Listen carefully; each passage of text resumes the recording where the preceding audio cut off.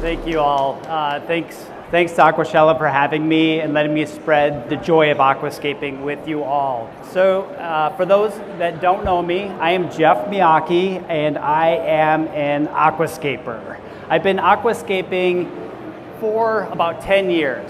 And not only just aquascaping, I've been competitively aquascaping, meaning I've been pushing my own skills and my own limits to compete on the international stage. And I've really found my passion with it. And I'm going to share that with you all today. The talk today is aquascaping reality versus fiction. And if you look at this, I said competitively aquascaping. This is just a list of my winning works of all my placements. So you can see it's really long. So I know a few things about aquascaping, and I'm going to share them with you today. More specifically, the behind the scenes, the things that you don't see. You're seeing the final photo. What goes into that final photo? The reality versus the fiction. So I'm happily married. I live in Alpharetta, Georgia. So my goal in life at this point, I'm retired, and my wife and I are on happy fun time. We just started this adventure. I highly recommend it. It's been wonderful so far. And this is my home office where all of my creations happen. So this is a look behind the scenes of the chaos, the reality of putting an aquascape together.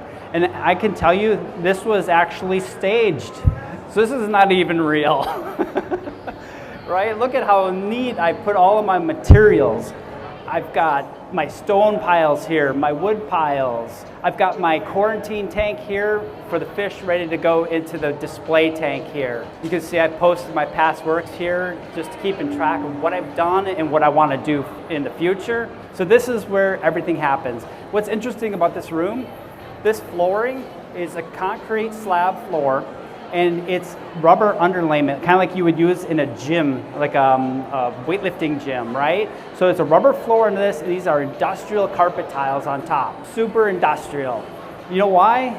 Because I spill. The reality is I spill a lot. So I'm gonna join you down here. Everything cool still? If I'm down here? Okay, great. So why are we talking about the reality versus the fiction? I could have talked about anything. I have 1,000 stories, 1,000 things to share. Why are we going to talk about this today? I was in Chicago, and I had a gentleman come up to me, and he said, it was him and his son, and he said, I just can't get my tank to look nice like I see on social media. I look at these contest photos, and I just can't get my tank to look nice like that. And I was talking to him, and I'm like, well, maybe I can give you some tips, tricks. Maybe I can point some things out that can help you. Do you have a picture? So he fumbles with his phone for a bit and shows me this picture of his tank. And I'm looking at this. I looked at him. I looked back at the picture. I'm like, I don't know how I can help you. This is gorgeous. Why do you think you need help? He's like, oh, it just doesn't look the same. So that is what inspired this talk. I want everyone to be an aquascaper. So Wikipedia, if you look up aquascaping, what is aquascaping? How many aquascapers do we have here today? Look at that. About 50%. There's always a couple like this. They're not sure if they're aquascapers. So let's go through this. We have the Wikipedia definition up here, which reads, aquascaping is the craft of arranging aquatic plants as well as rocks, stones, right? So it says rocks, stones. I don't know what the difference is. Cave work, which is more rocks and stones, and then we get driftwood in an aesthetically pleasing manner within an aquarium, in effect, gardening underwater. I have so many issues with this, I need to rewrite this. I'm probably the guy to rewrite this definition. I hate this definition. Aquascaping Miotke. Let's do a show of hands. How many people have had an aquarium? Everybody. How many people have put sand or soil in that aquarium? Everybody. How many people have put in plants? Live, fake, I don't care. Yeah, everybody. Okay, so you get where I'm going. You all now are aquascapers. By definition, Miotke, I'll get on Wikipedia and update this. All right, so we're all aquascapers. Let's start off with one of my creations. So this was entered in the International Aquatic Plant Layout Contest hosted by Aqua Design Amano ADA in Japan. They've had this annually for over 20 years. I think this was the 20th anniversary of this contest. So this was in 2020, ranked 65, so it did really well. Well, you think it's 65, that's not so good. I think there was like 2,600 entries of the best from around the world. Like 70 some countries entered, so it's good. Anything in the top 100 is good. So, is it real? I show folks these photos. Is it real or is it propped up? So is this real or is this fake? Is it fiction? Is it maintainable? Is this long term? Can you keep this long term? Is it possible? Look at the sand. Look at these stones. Do you see any algae? No. Where's the equipment? Do you see any equipment in this tank? There's no filter. I get that. How do you run the tank and have it so clean and there's no filter? I actually get these questions, right? It's amazing. The fish are like in perfect formation. How the heck? Dude, you must have the best trained fish ever. Yeah, so is it real or is it not? And it's very true that this tank requires a massive amount of maintenance to maintain this level. It's very true. So that picture is a moment in time. A week before that picture is taken, everything is clean. All the plants are trimmed perfectly. I've measured how much the plants will grow in that week. I know what it's going to look like when I take that photo in a week. So this is completely prepped. And then the days running up to that photo, I'll start taking practice shots. I'll set up my camera in front of the tank and I'll start doing adjustments and tweaks and moving things around. And we're gonna take a look at that. So let's talk a little bit about some of these techniques, right? Scale is everything. Scale allows the size relationships between objects to appear believable. And we as aquascapers, competitive aquascapers in particular, are very concerned with scale and perspective. Why? Because the judging is based on impression. Our biggest point totals are gained by impression. Social media, what are we after? Impressions. How much reach we can get, how many likes we can get. That is why you see these scapes and layouts and contest photos and social media posts. They're just exaggerated. They're not real for the long term. So scale is everything. This tank I entered 2016. One of the judges' comments was, I really like this layout, but you should have had a school of fish. You have no fish. The problem is, there was less than 2 gallons of water in this tank. If I had put fish in there, they would have been this big, right? If I had put neons or something there, they would have been huge. It would have broken the illusion. So that's scale. Let's talk about perspective. Some of the ways we can get perspective are really detailed stones in front and not very much detail in the back, smoother stones in the back. It's one of the techniques. So a lot of detail up front, not much detail in the back. Another thing is dark in the front, very bright in the back. It's how our eyes work. When we look out in the world, the horizon is always the brightest. If you can see the horizon, it's always going to be the brightest thing. So that is another technique. Look at how bright this is. On top of that, these stones are very dark, very dark. The stones in the back were almost white. These stones were almost white. If you saw them in real life, you would have a white stone and a black stone. Look at what happens when we put them in the photo. Yeah, large texture plants in the front. See all these large textures? Fine textures in the back. Again, things closer to us are going to appear bigger, further away, smaller. All these techniques start adding up, and we end up with achieving this perspective. We can also do forced perspective, which is an artistic principle. Here's my vanishing point right here. If you look at the path, it's wider in the front, really tiny in the back. Think railroad tracks. If you're standing on a railroad track, it's going to be very wide in the front, and as you look back, it's going to disappear and it's going to look like this. And then we do the same thing in the aquascape. See how wide in the front and how tiny in the back? Cool, right? I know, mind blown. So let's get into photo editing, right? The social media and contest photos are just amazing, just beautiful, right? Let's take a look. Here is one of my entries. I think this was 2019 for IAPLC. This is the raw photo. This is no editing. So I use my DSLR camera, I have to say that 10 times fast, and take a photo and look at it. It's always going to be washed out when you take that photo on a DSLR in RAW. There's no processing. If you do a phone pic or something, it's going to put it in JPEG format and it's processed it. It's enhanced the colors, the contrast. So when you do a raw photo, you are required to manipulate that photo with some type of post-processing before sharing. This is not what the tank looks like in real life, is what I'm saying. It's washed out. It's not how it looks. So we go through a process to try to bring it back to what our eye sees. So let's see how that works. First thing, straighten and crop it. Everyone agree it looks a lot better already? Yeah, pretty amazing, just straightening and cropping it. Then I apply this. This is, by the way, how I do it. Other aquascapers have their own techniques. This is how I like to do it. I hit it with something called the Adobe Landscape Profile. It's a color profile. Then we hit it with auto exposure and contrast. And then I'll adjust from there to set the exposure and contrast so it starts looking more of like what I see. Now I start moving the sliders. Typically in my contest photos, I only do global adjustments: vibrance, saturation, color, temperature, those three. But social media posts, there's no such rules. So we can start using the different sliders, the red slider, the hue, saturation, luminance, to really boost these up. So if we look, here's auto exposure, look at the reds. Do you see the reds changing? It's amazing, right? And if you think that's great, I'm getting talked over here.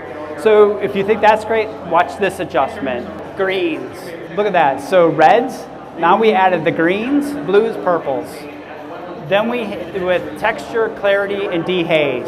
And it brings out just kind of a crisper photo. Just for sharpness, and then hit it with noise reduction. There's always noise with digital cameras that we have to remove at the end. And that, look at this. This is the actual submission. This is what I adjusted to my eye in real life. This is what I could have submitted. Big difference, right? Look at the difference. So when you see these photos in social media and in contests, take it with a grain of salt when you look at yours. Picture it. So when I looked at that gentleman's photo, I can picture, I can run it through my head, and I know I'm going to do these 8 steps. I know what it'll look like at the end. And it was gorgeous. His photo wasn't. His tank was gorgeous. I could see through that. So beware of that. Don't compare yourselves, your aquascape, to these that you see online until you run it through these filters. Let's talk about lighting. Lighting is everything. Why? 2 photos. Which one do you like better? How many people like the one on the right? Yeah, quite a few. So same tank, same exact angle. The difference is the lights above. This is an older LED model, newer brand. So lights can make a big difference how it looks in your home, not just the photo. So you can get these colors without having to run it through the filter. Here's another example. So warm LEDs versus an RGB, red, green, blue LEDs. This one has a little bit of white as well. You can get them just red, green, blue. No white diodes. When you look at the underside of the light, it's only red, green, and blue LEDs under there, right? A whole array of them. Look at the difference.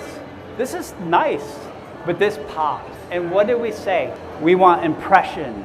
We want it to get likes. We want to rank higher.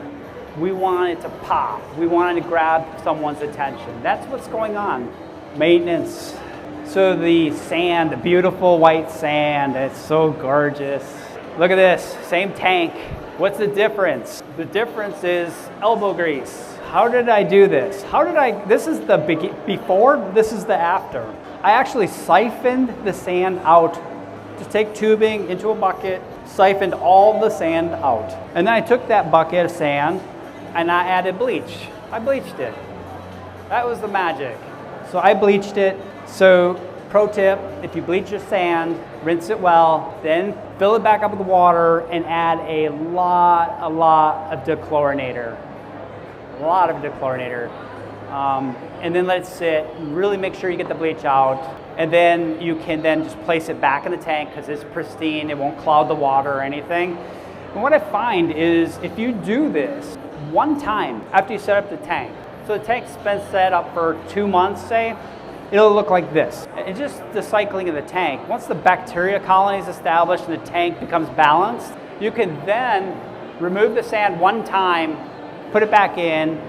It'll start picking up a little color, but we want that. We want a little bit of algae on it. We don't want this where it's yellow and green and stuff. We don't want that. We want to still see the character of the sand that we paid so much for, right? So yeah, maintenance, we all get algae. Everybody gets algae. If they say they don't get algae, they're lying. They get algae. Knowing how to deal with the algae, that's experience, really. It's experience. So I do weekly water changes. How much water do I change? As much as the layout allows without beaching my fish. I don't want to lose a fish during the layout. So we have these elaborate layouts. We have so much stone and wood, and the plants are so thick that the fish can actually get trapped in there and you don't want to beach your. So take it down to a safe level, bring it back up. Water changes, yeah. Trimming, pro tip there, trim. What I'll do is I'll trim one type of plant. Right here we have Rotella rotundifolia. You can see it's very thick, it's at the surface. I will trim this down to the length I want, take the tops, and then make them all the same height. So I have all these cuttings like this, right? I'll line them all up, cut them all to the same height, usually about like this, so I can bury this much and have this much above. And then I will replant them at the bottom until I start getting it that thick. At some point, they'll get so thick you can't do that anymore, and then sometimes you might have to uproot and then just plant the tops. I have got it so thick that you could actually rest your scissors on top of the plants without them falling over. Picture that. You know how wispy a stem plant is, you do water change and it's like this, right? So thick that it would just stay right like that. Crazy, right? The wet rescape, we talked about this. Let's get into depth on it. This here is a story of, oh look at this, we got this one up now. A contest take I did in 2016. This was my highest IAPLC ranking, 62 out of like 2,500. I was very proud of this one. This was my highest ranking in IAPLC. The journey continues still for #1 spot, but that's very coveted. So I had a beautiful aquascape. It's not this one that's pictured here, but I had a beautiful aquascape, and it was halftime at the game. And I always go in, putz with the tank for a minute, and I started just putzing with it, and it just started unraveling on me. I can't even explain it. I was doing some trimming, and I bumped a piece of wood, and it fell over, and it just started unraveling, and I'll take that piece of wood out, do a little maintenance under it, and all of a sudden another piece of wood shifts. This is the result. Unprepared, I threw a towel down. Good thing, the floor, right? The floor is saturated with water here. The entire aquascape ended up on the floor. My wife has the game on pause as I'm doing this. She doesn't know I'm doing this. It was probably, I don't know, an hour. She pokes her head in my office, and she's like, "What are you doing? What did you do?" I'm almost in tears because this is my contest scape. It's got a deadline. I only have a little bit to finish this. And she just gives me one of these looks. I feel so low. I'm just about in tears. She goes, "It smells like a swamp in here. Open a window." And before she walks out, she says, "Just take this, throw it back in the tank, and come back tomorrow. Don't worry about it." So this is what the tank looks like on the floor. I threw it back in, did a water change. This is the result. This was the next day I put this layout together. Yeah, my best ranking ever. Short time, go figure. Yeah, wet rescape. The wet rescape was born. That's a Miotke-ism, wet rescape. Here's another example. This is that first photo I showed you of rank 65. Do you remember that photo with the neons coming across? Look at how many variations of this tank I did. That's the reality of it. The fiction is the final photo. The majority of the time, it did not look like that. Cool, right? Another example. So you can see all the iterations I go through. Very cool. And you can see here, I draw on the aquascape to figure out what I want to do during my next wet rescape. Because after the first incident where everything ended up on the floor, I found out it was a very powerful technique. And now I plan them, and I have buckets and stuff, and I don't flood it, and it doesn't smell like a swamp anymore. So this is part of my process. That's the reality of it. Open mind, keep an open mind. I would not be where I am today without having a love for learning new things and trying new things. Look at 2012, this is what my tank looked like. Look at the awesome photography, right? How many people have done this? Done the flash right into the tank. It's awesome. Love it. Yeah, and here, 2019, big difference, big difference. Yeah, so the dirty fiction, right? The dirty fiction. Contest ranks. This judging of contests, I can tell you from firsthand, is a very subjective process, very imprecise, very imperfect. It's just a rank. What's more important is the skills that you pick up and the enjoyment you have in your home. It's about the journey, not the destination. Social media, it's the same thing. A lot of these photos that we see in social media shares, a lot of them heavily photo edited. I can look at them and go, that doesn't look that great in real life. I can reverse the filter. It sets unrealistic expectations. Our guy in Chicago with his discus tank that was gorgeous, and he thought it was terrible, it needed work. It was gorgeous, yeah. So I'm trying to share what you need to envision when you see that versus yours. Set realistic expectations. And then the setbacks, that's the reality of it. These are moment in times. Photos are moments in time. Setbacks are going to happen. Algae, bad haircuts.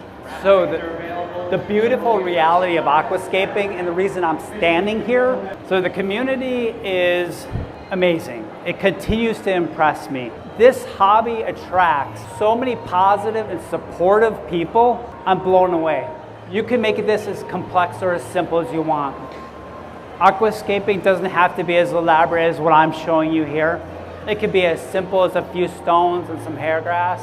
If you enjoy it and you like it, that's what matters. Enjoy it. Information out there today is so abundant. When I started, you couldn't find anything on aquascaping or how to elevate aqua soil or even aqua soil itself. A lot of these things weren't even available when I started. Now there's so many YouTube channels, social media outlets, people willing to talk about it at Aquashella. The information is out there now. Everybody can do this. It's available. I will help you. Send me a Facebook invite. I help so many people. I mentor all the time. I've got multiple students here in the audience that I have helped them with their aquascaping journey. Failure, we saw the failure, right? Lessons are learned from the failure as well as the successes. Don't be afraid to fail. If you don't fail, that means you aren't pushing yourself hard enough. You are capable of more.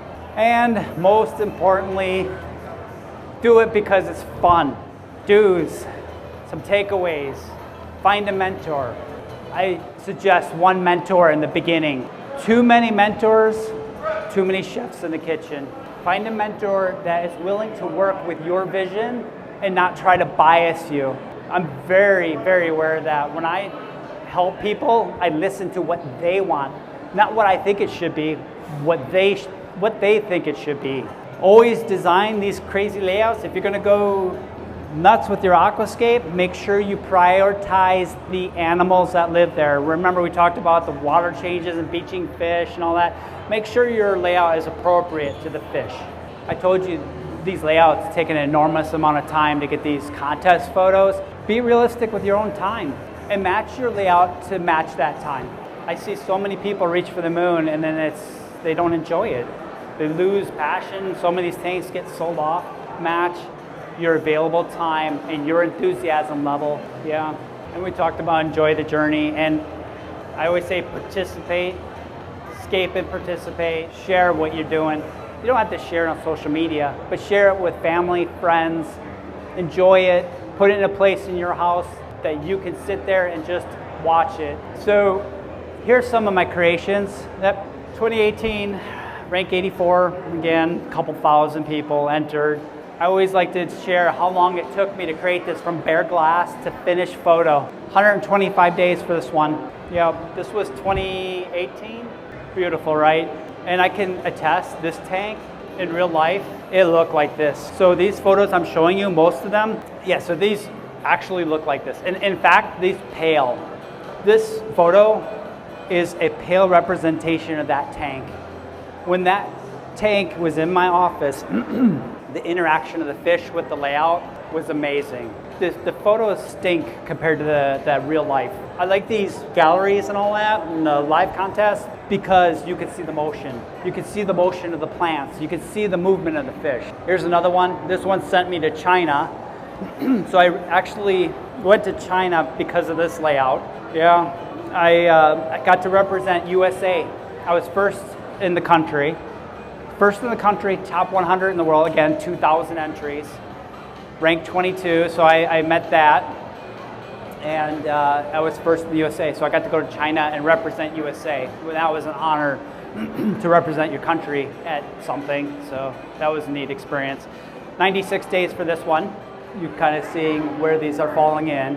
Another one, this one, 46 days. Fast, right? 46 days from bare glass. The reason I did this was a goal of mine in 2019, was to knock out 3 of these high-level aquascapes and enter the 3 major international contests that year. And I achieved it.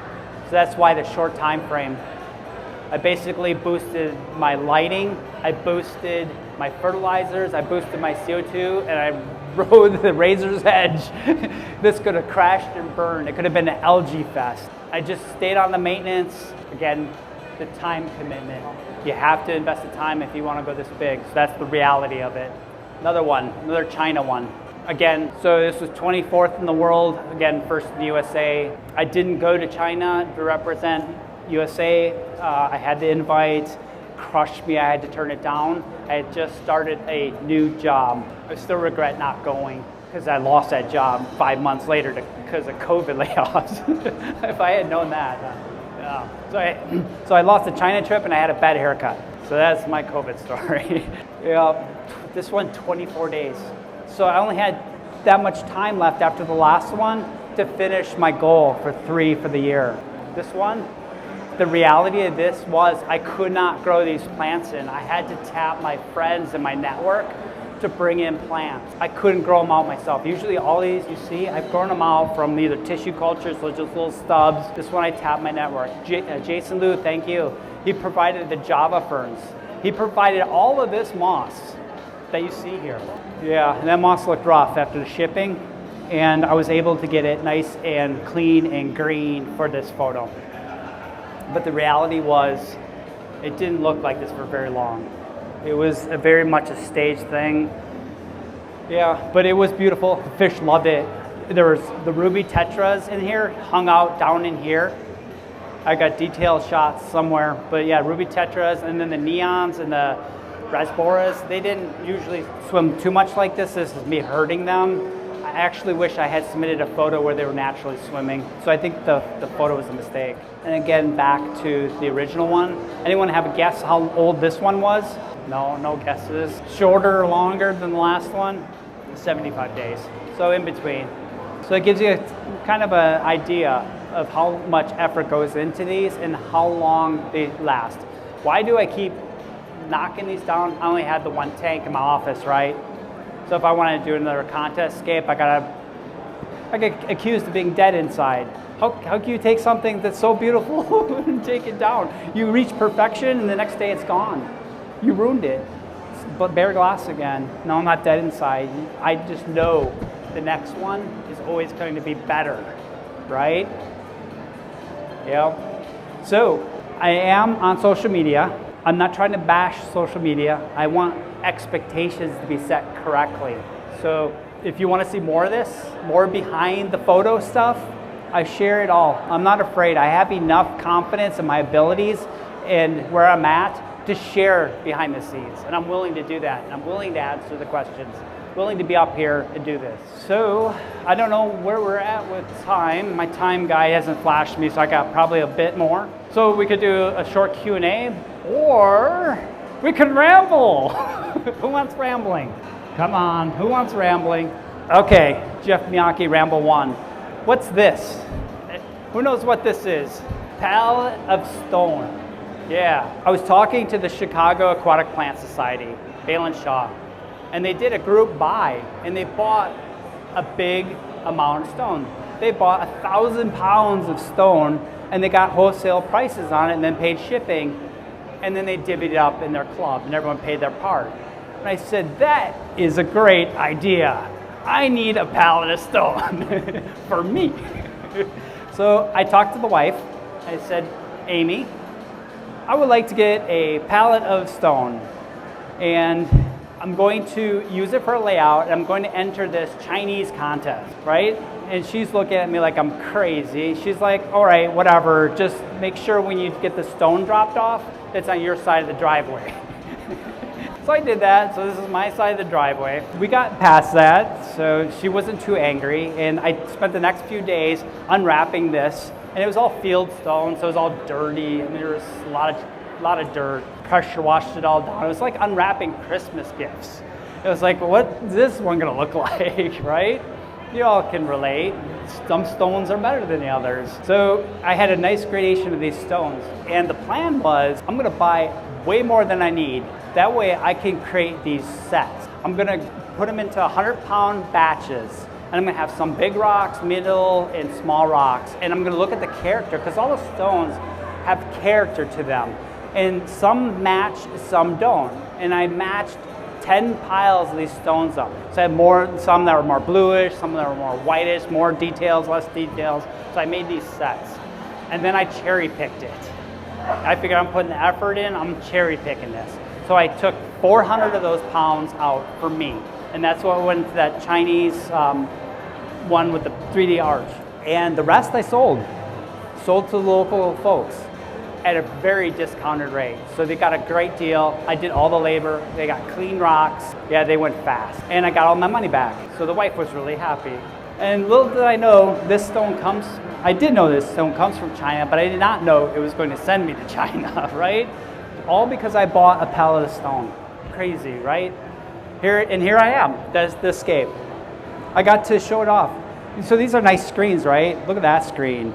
That was amazing. They do everything really big there. They have an entire organization dedicated to aquascaping, a government organization, the Chinese Fishery and Aquascaping Association. There was like 50 guys there from this organization. It was crazy. And I had my translator here, and I'm speaking about how wonderful this tank is, like I am up here today. Look at how beautiful this is, and look at the shadow work and the depth created, and the 3D arch up there. And my translator, he goes, it says like 3 words. And I'm just like, what? So it was really, it was a really trippy thing. And there was probably, I don't know, 500 people in the audience, and they're all just blank stares. They didn't know what I was saying, and the translator did not help me out one bit. The banquets, yeah. How many people recognize the folks in that photo? Nobody recognizes? Yeah, Oliver Knott, Taki. This is one of the best aquascapers in the world. These guys were judges for this contest. So it was an honor to meet them. And they had some really interesting food. I was very grateful because you could tell what you were eating because they left the heads on. So I was very grateful for that. Thank you. Here I am in Madison. I was a judge for an aquascaping contest. The wind chill was 50 below. It was actually -5 degrees and so blustery. It was 50 below, and here I am in my Atlanta jacket. It was the warmest thing I had. I was tearing up because it was so cold, and they were freezing on my face. I was like, you can collect all the rock you want. So he collected the stone. He couldn't get out of the ice piles, so he's picking up a loose stone and like bashing into the ice piles. I'm like dying. I'm just like, can we just forget this? So he collects some stone, brings it to the contest. It never thawed out. So we had the first glacier aquascape in a contest. Never again. Yeah, if you ever have the opportunity to go to some of these amazing stores, this here is in your neck of the woods, this Aquarium Design Group. They have an amazing warehouse of stuff, and it is a treat. They let me raid their stash.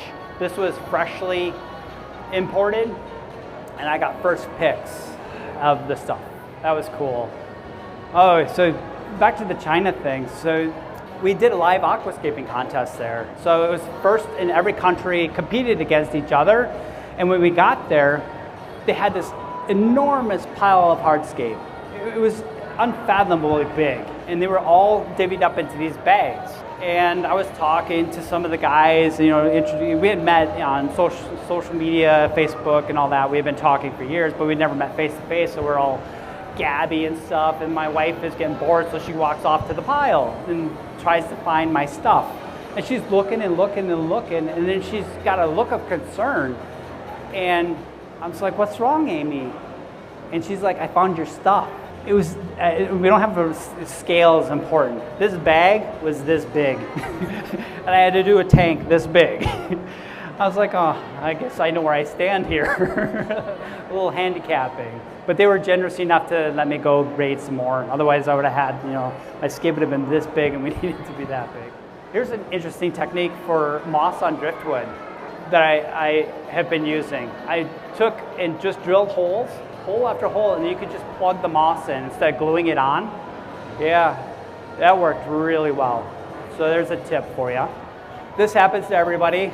How many people are crying right now? Their glassware breaks. Yeah, it happens. I cut my hand on this. I saved you the bloody picture of my hand. I thought about adding it to the slide, but nah. Oh, yeah. Okay, so do you see this? Aquascaping foam. They made us use aquascaping foam because the tanks we set up there were going home with somebody. They were actually purchased off the floor, so I didn't realize I was going there as labor. I was making the money. But I got this foam everywhere. My badge, I'm leaning over the tank and that, my badge was getting into the foam, the wet foam.